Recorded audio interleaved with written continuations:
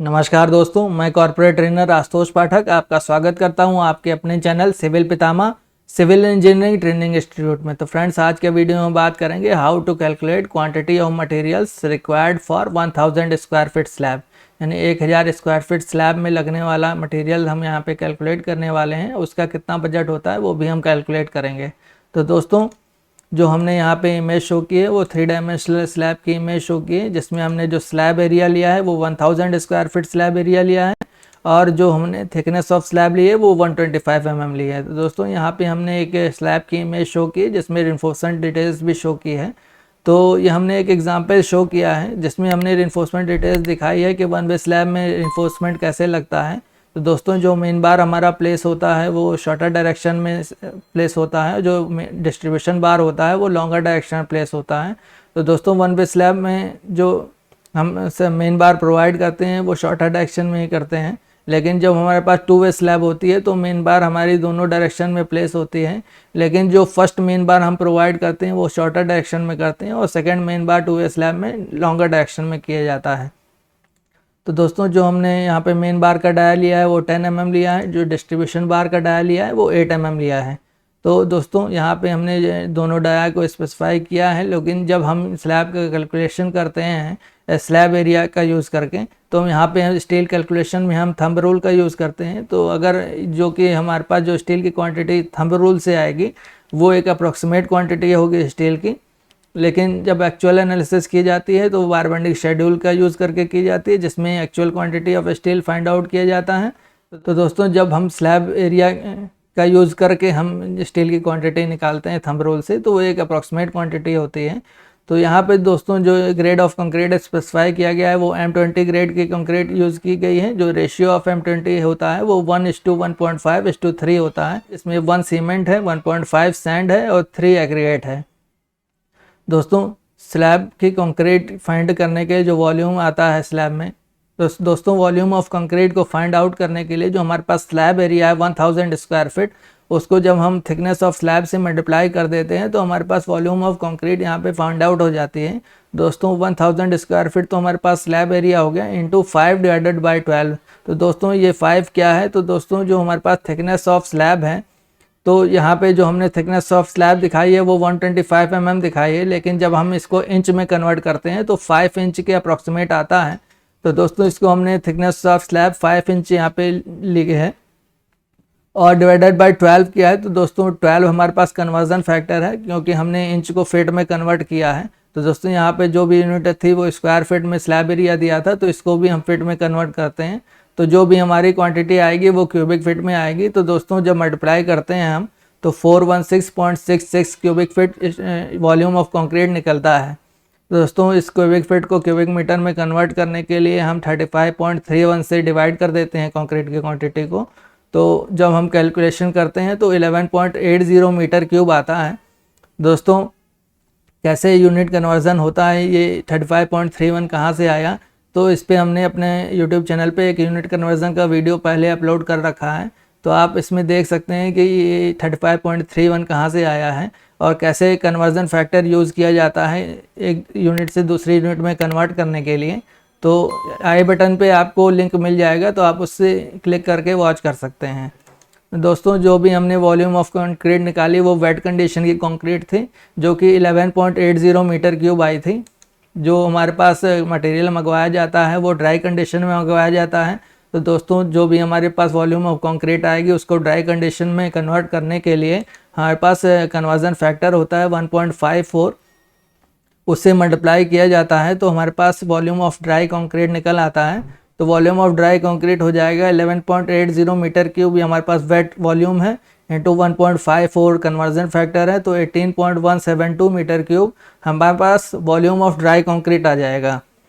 तो दोस्तों, ये ड्राई कोफिशिएंट कहाँ से आया, तो इस पर भी हमारे पास यूट्यूब चैनल पे एक वीडियो है, तो आप उसको भी आई बटन पे क्लिक करके वॉच कर सकते हैं।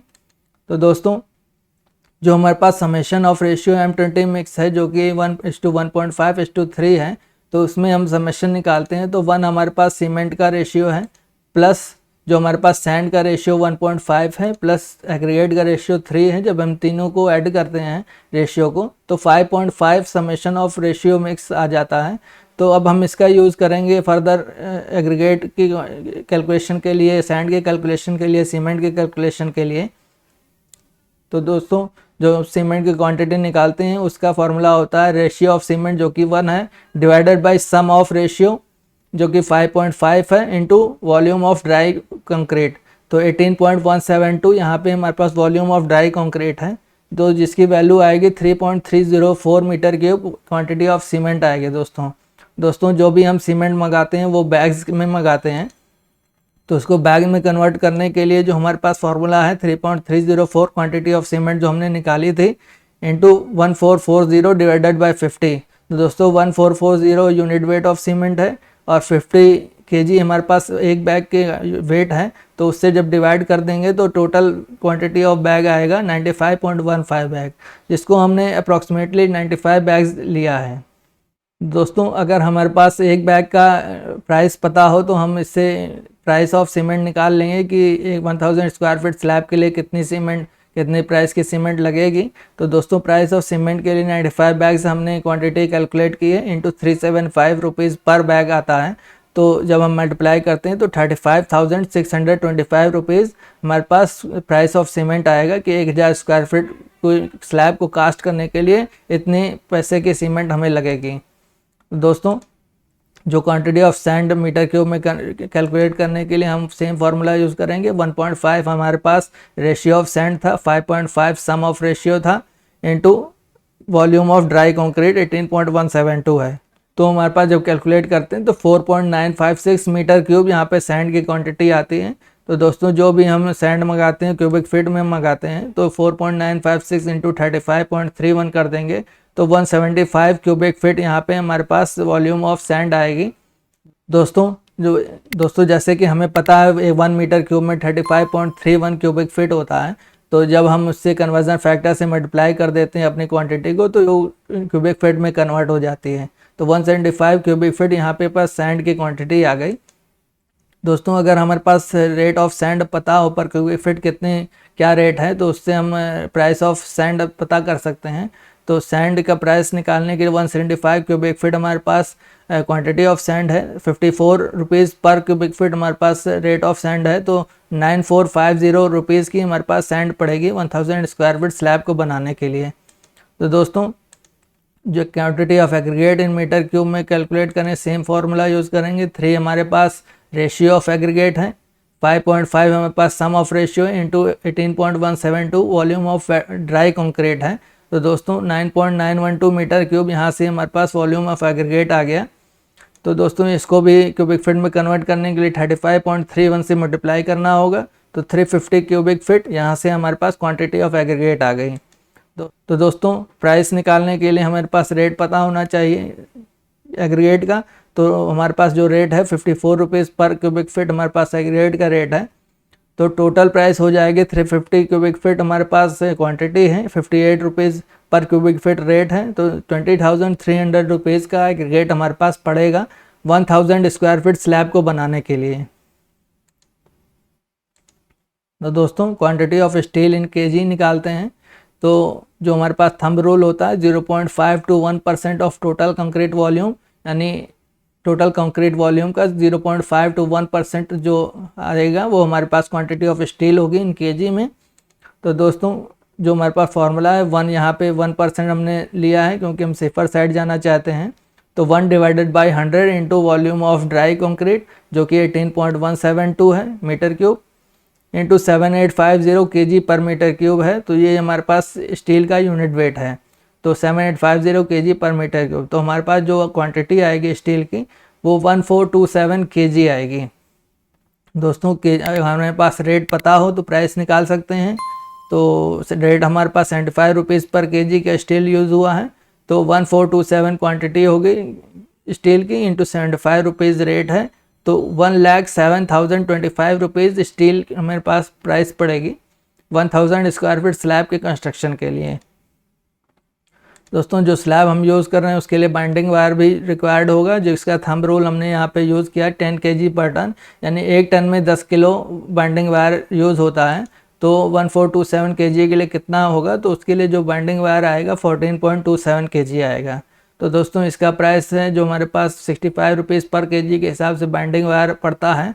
तो 14.27 के लिए कितना होगा, तो इससे मल्टीप्लाई कर देते हैं रेट से, तो 928 रुपीज़ का बाइंडिंग वायर आता है हमारे पास दोस्तों। वैसे ही जो हमारे पास लेबर कॉस्ट होती है, तो दोस्तों रिइंफोर्समेंट को बंधवाने के लिए लेबर रिक्वायर्ड होगी, जो कि हमारे एरिया में 6.5 रुपीज़ से 7 रुपीज़ पर kg के हिसाब से रेट पड़ता है। तो 1427 kg स्टील रिइंफोर्समेंट को बंधवाने के लिए जो लेबर रिक्वायर्ड होगी उसको रेट से मल्टीप्लाई कर देते हैं, तो 9275 रुपीज़ की लेबर पड़ेगी 1000 स्क्वायर फीट स्लैब को बनवाने के लिए। तो दोस्तों जो हमारे पास टोटल कॉस्ट ऑफ स्लैब निकल आई, हमने हर कंपोनेंट्स को यहाँ पे मेज़र कर लिया, उसका प्राइस निकाल लिया, उसकी क्वांटिटी निकाल ली, कितनी क्वांटिटी लगेगी 1000 स्क्वायर फीट स्लैब के लिए। तो टोटल कॉस्ट यहाँ से निकलेगी हमारे पास, सीमेंट जो हमारे पास लग रही है वो 35,625 रुपीज़ की सीमेंट लग रही है। जो हमारे पास सैंड है 9,450 रुपीज़ की है। जो हमारे पास एग्रीगेट है वो 20,300 रुपीज़ का है। जो स्टील है वो 1,07,025 रुपीज़ का है। जो बाइंडिंग वायर लग रहा है वो 928 रुपीज़ का है। और जो हमारे पास लेबर लग रही है वो 9,275 रुपीज़ की लेबर लग रही है। तो जो हमारे पास टोटल स्लैब की कॉस्ट आएगी 1,82,603 रुपीज़ आएगी। तो दोस्तों इस जो हमारे पास स्लैब की कॉस्ट आ रही है उसमें हमने फॉर्म वर्क का पैसा नहीं जोड़ा है। तो दोस्तों इस तरह से 1000 स्क्वायर फीट स्लैब को कंस्ट्रक्ट करने के लिए कितना मटेरियल रिक्वायर्ड होगा, कितना स्टील रिक्वायर्ड होगा, आप इजी वे में स्लैब एरिया से थंब रूल का यूज़ करके निकाल सकते हैं। तो दोस्तों अगर आपको एक्चुअल एनालिसिस करनी हो स्टील क्वांटिटी की, तो उसके लिए BBS को यूज़ करना पड़ेगा, बारबेंडिंग शेड्यूल का यूज़ करना पड़ेगा, जिससे आपको एक्चुअल क्वांटिटी का पता चलेगा। लेकिन दोस्तों अगर आपको जल्दी रिजल्ट फाइंड आउट करना हो तो आपको अप्रोक्सीमेट एनालिसिस करनी होगी, जिसमें आप थंब रूल का यूज़ करके एनालिसिस कर लेंगे। दोस्तों जो हमने सैंड एग्रीगेट और सीमेंट निकाली है वो उसका तो कैलकुलेशन सेम रहता है हर उसमें, लेकिन स्टील जो हमने क्वांटिटी निकाली है उसमें हमने थंब रूल का यूज़ किया है। अगर आपके पास BBS अवेलेबल हो तो BBS का भी यूज़ करके स्टील की क्वांटिटी फाइंड आउट कर सकते हैं और सेम मेथड से प्राइस भी निकाल सकते हैं। तो दोस्तों इस तरह से हम स्लैब का पैसा बजट कैलकुलेट करते हैं कि 1000 स्क्वायर फीट स्लैब के कंस्ट्रक्शन में कितना पैसा हमें लगेगा, कितना मटेरियल लगेगा, तो उससे हम हर मटेरियल की क्वांटिटी कैलकुलेट कर सकते हैं। तो दोस्तों अगर आपको हमारा कंटेंट अच्छा लगा तो हमारे चैनल को लाइक, शेयर और सब्सक्राइब करना ना भूलें। हमारे कमेंट सेक्शन में कमेंट करके ज़रूर बताएं कि आपको हमारा वीडियो कैसा लगा। तो दोस्तों इसी साथ विदा लेते हैं और मिलते हैं ऐसे ही इंपॉर्टेंट वीडियो के साथ। जय हिंद, जय भारत।